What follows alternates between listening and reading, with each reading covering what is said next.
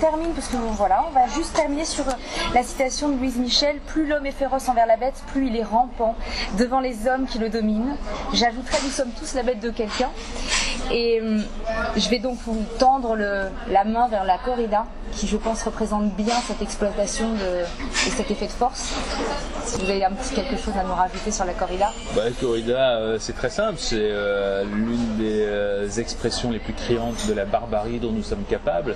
C'est une aberration, c'est une stupidité, c'est une violence gratuite, c'est pire que ça, c'est une inhumanité. Et je pense que ça fait partie des pratiques qui nous empêchent d'évoluer vers une humanité plus grande.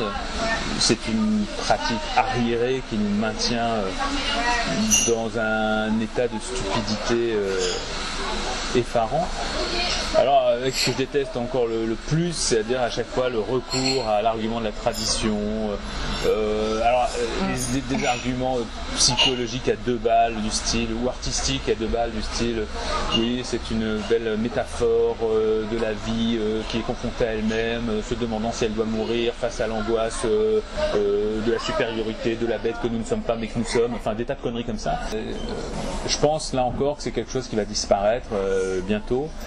Que c'est absolument impensable qu'au XXIe siècle, l'être humain puisse s'amuser de la souffrance, car c'est une souffrance insoutenable pour quiconque a regardé des images, quiconque a observé de près comment ça se passe, c'est une souffrance insoutenable pour la bête.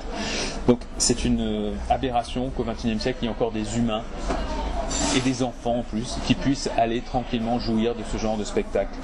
Tant qu'on continuera à tolérer ce genre de choses, l'humanité sera toujours ouverte à toutes les barbaries.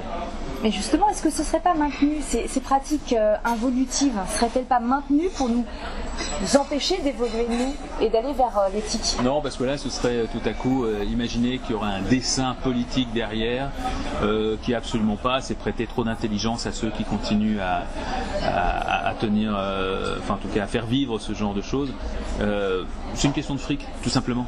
L'élevage, alors il y a quelques vieux acharnés de la tradition qui vont tendre du côté de l'extrême droite et qui disent ah oui c'est la France, je ne plus pas la France d'ailleurs, parce que c'est une tradition française la corrida, mais peu importe. Donc voilà, il y a ça d'une part, mais d'autre part il y a beaucoup de pression économique, ça fait vivre des organisateurs de corrida avec des subventions publiques, ça fait vivre ceux qui élèvent les taureaux parce qu'il y a un vrai marché du taureau, ça fait vivre les toreros qui sont parfois extrêmement bien payés pour faire ça. Donc voilà, c'est juste ça, c'est des gens qui veulent pas lâcher leur portefeuille, pas lâcher leur gagne-pain, leur revenu, c'est ça. C'est juste ça, une fois de plus. Derrière l'exploitation animale, toujours une question de fric. Donc on a juste à contrebalancer et trouver un moyen de gagner de l'argent avec et à travers le véganisme. Il y a deux choses. Il y a, ça c'est bien évidemment une porte d'entrée intéressante pour commencer. Et d'ailleurs ça a déjà débuté parce qu'il y a des tas de... On voit bien que le végétarisme par exemple intéresse les industriels, il commence à y avoir des pubs à la télé pour des produits végétariens, ça veut bien dire qu'il se passe quelque chose. Donc bien évidemment, l'économique c'est une porte d'entrée pour lutter.